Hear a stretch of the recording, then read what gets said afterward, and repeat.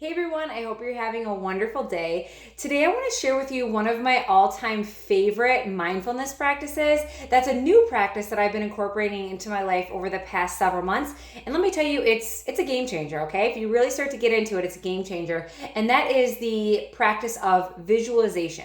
Now, I don't want you to think I'm going all woo-woo on you or, I'm going to start to have you start to see things or whatever. It's more or less a meditative practice where you visualize an ideal outcome or an ideal scenario based off of what you want to happen. So I'm going to teach you a couple different ways to use it in this video, and then I want you to apply it to your own life however you see fit.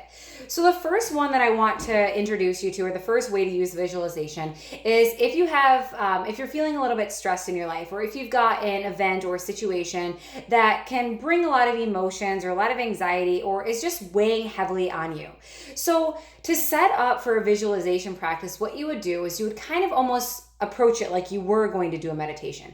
I personally like to find a comfortable seated position, get myself grounded with a few deep breaths. And then what I like to do is say, I'll bring into my mind what it is that is stressing me out, or what event or what situation is worrying me or bothering me or weighing heavily on me. And I would start to sit there as I'm breathing and just think about this particular situation. I would start to notice the emotions, notice the feelings within my mind and within my body, and just kind of see the energy shift when I start to focus on this particular thing. And then as I'm sitting there, I start to notice, what is it that is stressing me out about this situation? What am I worried about? What is weighing on me heavily? And then I sit with those emotions too. So to actually switch into the mental state of being stressed out into a state of being confident and optimistic and feeling lighter about a situation, what you start to do is you start to think, if this particular situation is going to turn out exactly as I want it to turn out as, or if the outcome is going to be exactly as I want it to be, what does that look like? And then I start to shift away from the idea of it stressing me out into the idea of creating this ideal outcome that would be absolutely perfect for me.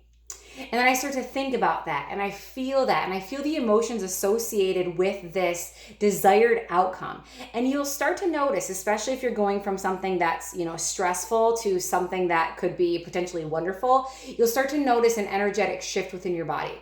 And then you'll just sit there and you'll breathe. And it can be, for a couple minutes, it can be for half an hour, whatever you want to do. But the point is to give yourself permission to shift your focus from the negative emotions or the heavy emotions that you're carrying into the emotions of, this is going to turn out exactly as I want. I'm in charge of my outcome. So it's up to me to start to visualize this ideal outcome for myself. So that's one way to use a visualization practice.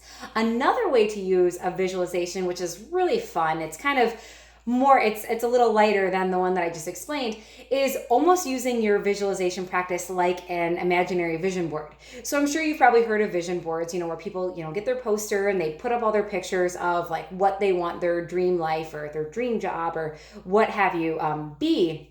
So rather than actually taking a poster board and pictures and things like that, you would set up the same way that I mentioned before. You'd come into a meditative state and you would visualize your ideal outcome for a particular goal for yourself. So say you want to visualize, a dream job or a dream home or a dream relationship or a dream paycheck or anything like that.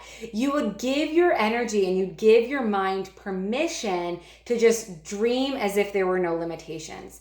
You would sit there and you would picture your ideal home, your ideal job, your ideal insert, fill in the blank, whatever it is that you're working on, and you would allow yourself to feel the emotions associated with that. So say I'll use an example, one that I do a lot is for my dream home, okay? So I like to sit down and rather than, writing it out in a journal or putting it on a vision board, I close my eyes and I visualize what my dream home looks like.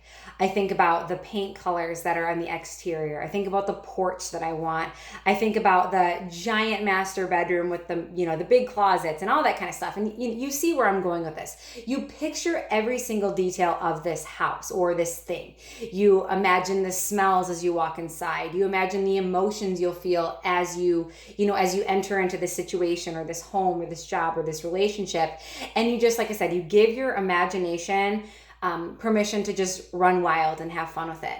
And the reason why this is so great is it gives and this is, bear with me for a second when I explain this. When you give your body and your mind and your brain permission to visualize and picture these ideal outcomes, you're literally painting a picture of what you want for your life within your subconscious mind.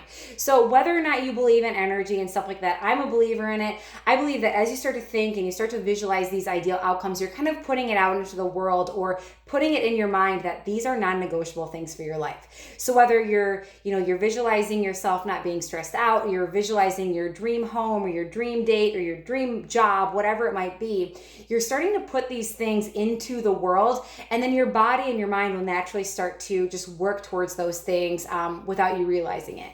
So this is a practice that is going to take time. It's not like you can just visualize your ideal home and then all of a sudden your house is going to go up for sale and you're going to find your ideal home within your ideal budget.